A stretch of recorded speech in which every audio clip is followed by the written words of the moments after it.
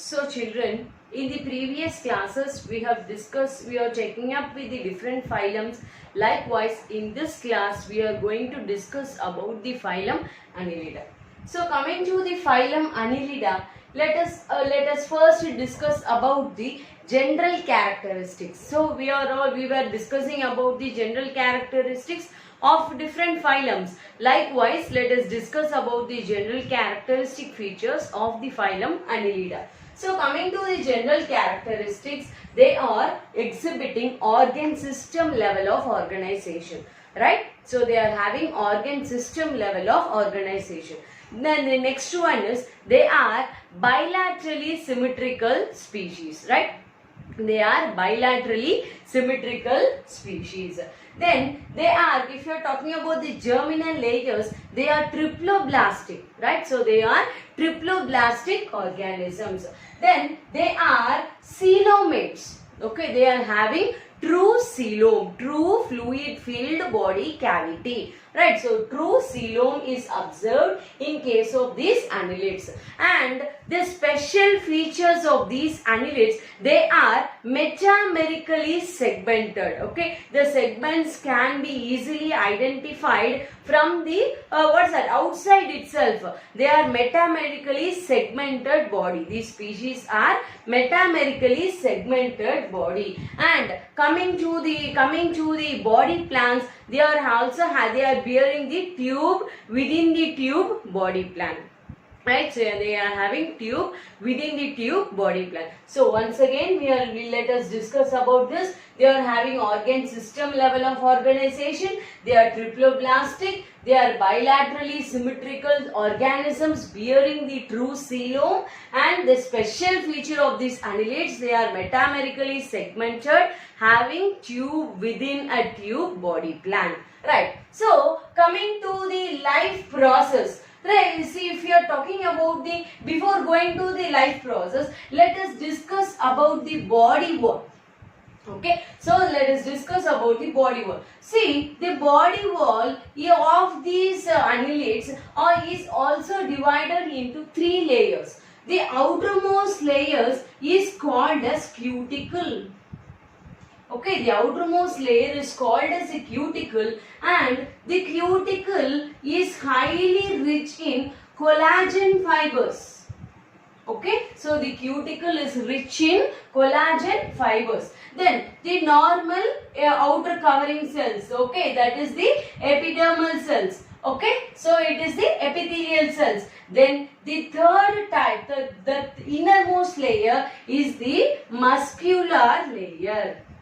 Okay, it is the muscular layer. So coming to the body wall is of three types. The outermost body wall is called as a cuticle, which is made up of collagen fibers. The innermost layer is the muscular layer, which is having the longitudinal muscles. Okay, which is having the longitudinal muscles.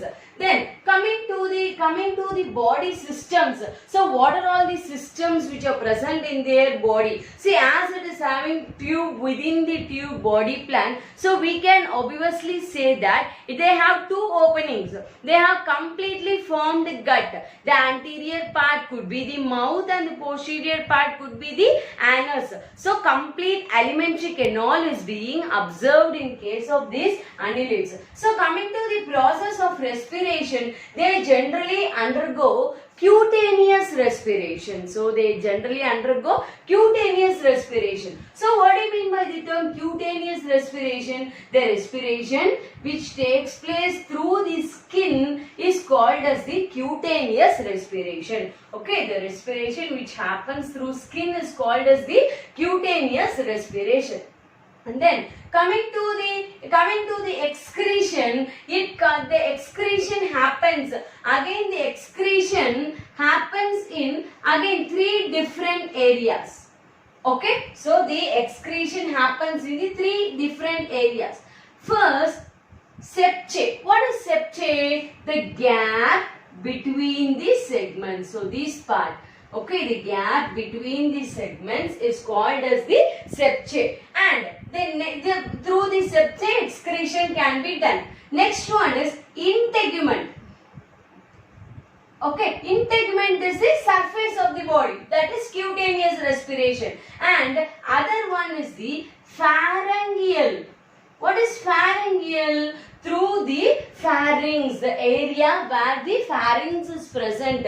Through the pharynx, the excretion may happen. Oh, so yes. So the excretion may happen through three different parts. First one is septae, second one is integument, and the third one is the pharyngeal. Then coming to this excretion, these species may be ammonocelic or ureocelic. So ammonocelic means what? The species, they require more amount of water to eliminate the nitrogenous waste. Right. So if we are talking about the ammonia, ammonia is said to be the most toxic waste, and as it has to be eliminated, it should require more water. So as a result of that, so we can simply say that the ammonotelics, the releasing of the ammonia as excreted product, these species are generally marine.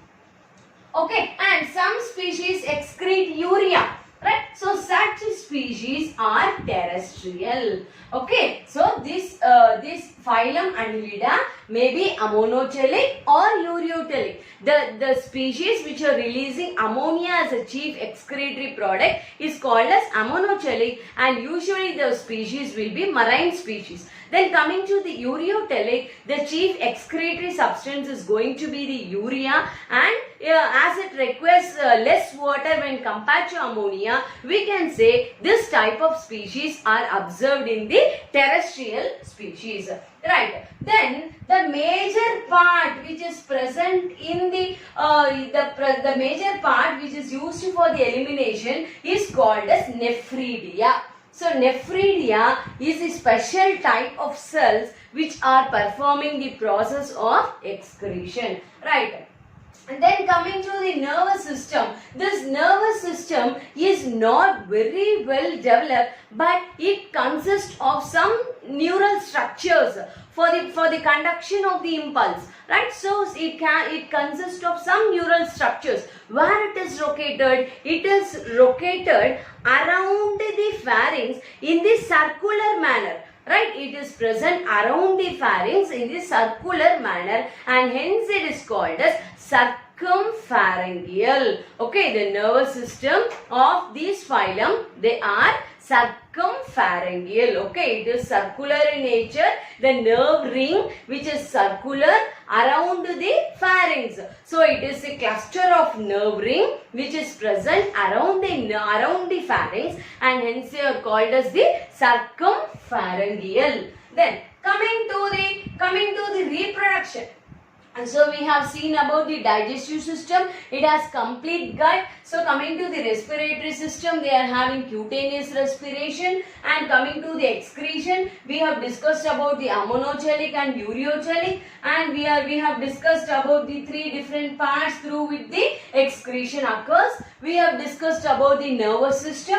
And now if we are talking about the reproductive system, these species are unisexual or bisexual. So what is unisexual? Only one sex organ is present in that particular species. Okay, so that is called as the unisexual. So coming to the bisexual, both the male and the female are present in the same individual. So such type, both the male and the female sex organs are present in the same individual. Such is called as the bisexual. So some species are unisexual and some species are bisexual. So we can take Nereis as an example of unisexual species, and we can take the example of earthworms and leeches for the bisexual species. Right. So coming to the mode of development, the unisexual species undergo indirect development. So indirect development means what? It implies there is some formation of the larval stage. Okay, the larval stage which is being produced during the indirect development is called as trochophore larva.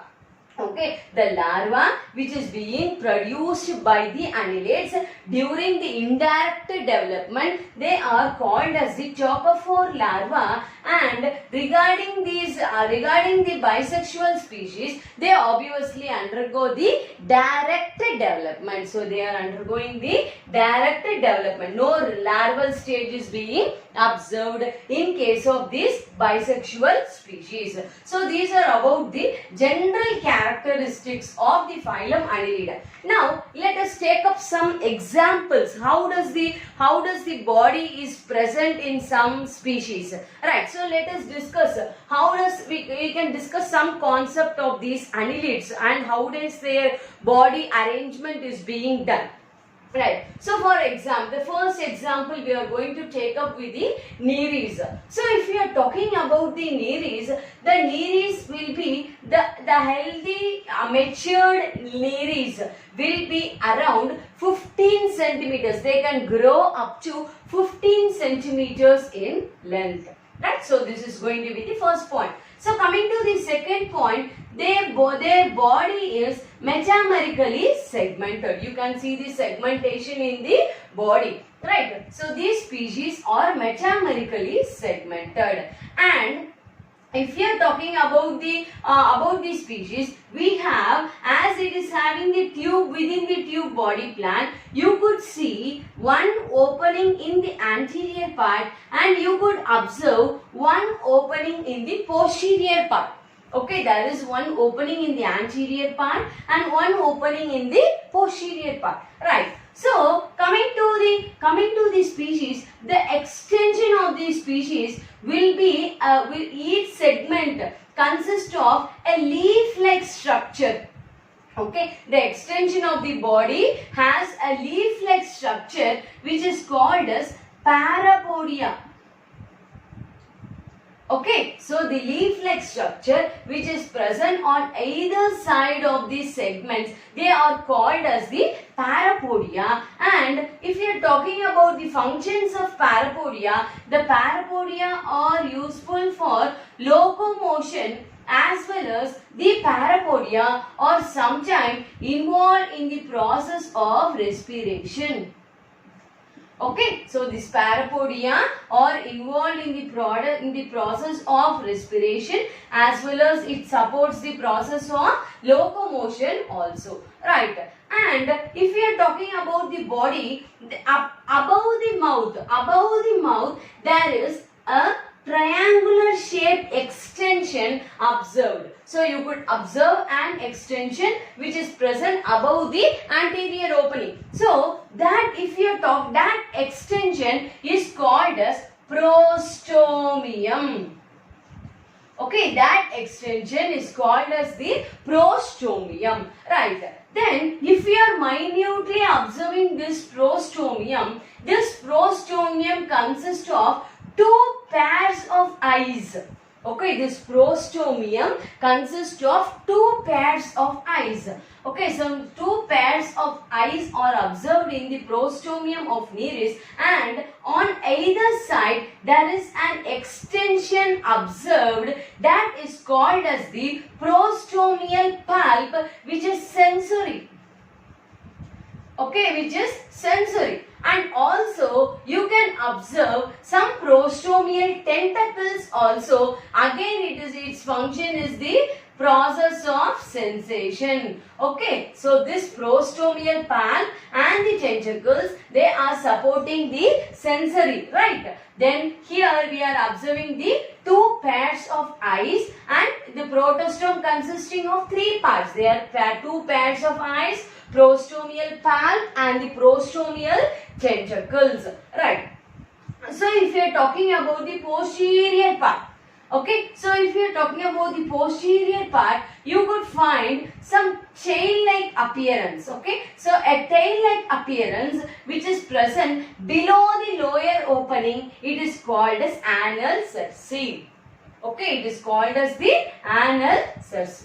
Right. So coming to these species, they are osmoconformers. So Nereis are osmoconformers. What is that? The osmotic pressure within the cell, within these organism cells will be equal to the osmotic pressure which is present in the environment.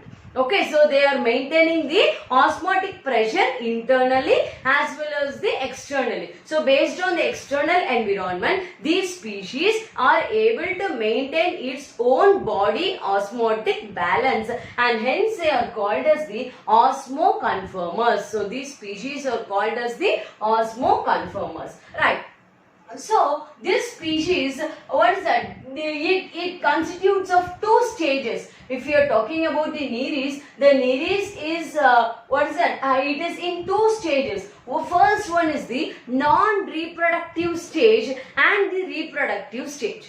Right. So if they are in the non-reproductive stage, they bury themselves deep inside the marine. Okay. So when they are in the non-reproductive period, they are burying themselves deep under the marine. Then coming to the reproductive phase. If they are in the reproductive phase, how they will be? They will become as a free swimming species. Okay, so during the phase of reproduction, they will become a free swimming species. Right. So here let us discuss about some interesting factor. Right. So here during the reproductive phase, the species could observe some bodily changes.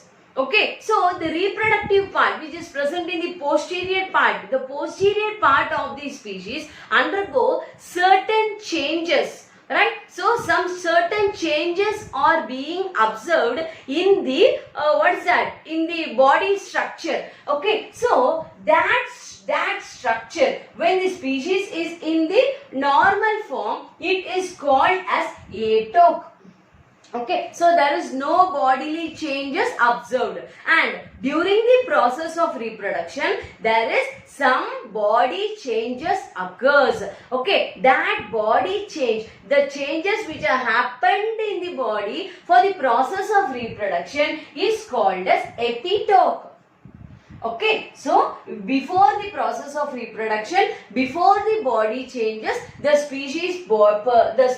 parts are called as the atoke. During the sexual reproduction, when there is some changes in their physical morphology, we can say that condition is called as the epitoke. And the stage of conversion of atoke to epitoke is called as epitoky. Okay, the process of conversion of the species from the atoke stage to epitoke stage is called as epitoky. So, I hope you are clear with this concept. So, during the asexual phase, the species will be atoke. When the species body is observing some morphological change, we can say it as the epitoke. So, this epitoke happens during the process of reproduction. So, the process of conversion of the species from atoke stage to the epitoke stage, that phenomenon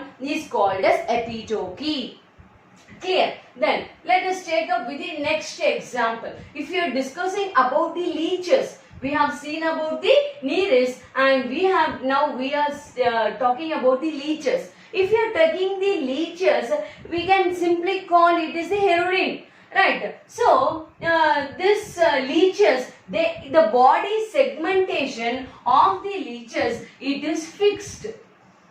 Okay, the leech's body segmentation is fixed. Okay, almost 33 segments are observed in the leech body. Around 33 segments are observed in the leech body. Right. So coming to the species, they are what is that? Here also the obviously it has the anterior opening as well as the posterior opening. See, these species are generally very interested in sucking the blood. Okay, so they have suckers, anterior suckers and the posterior suckers for sucking out the blood. So during this condition, when it comes and attaches itself to the body, from which it is going to suck the blood, what the saliva of that leeches, it consists of an anticoagulating agent which is called as hirudin, which always keeps the blood in the liquid form.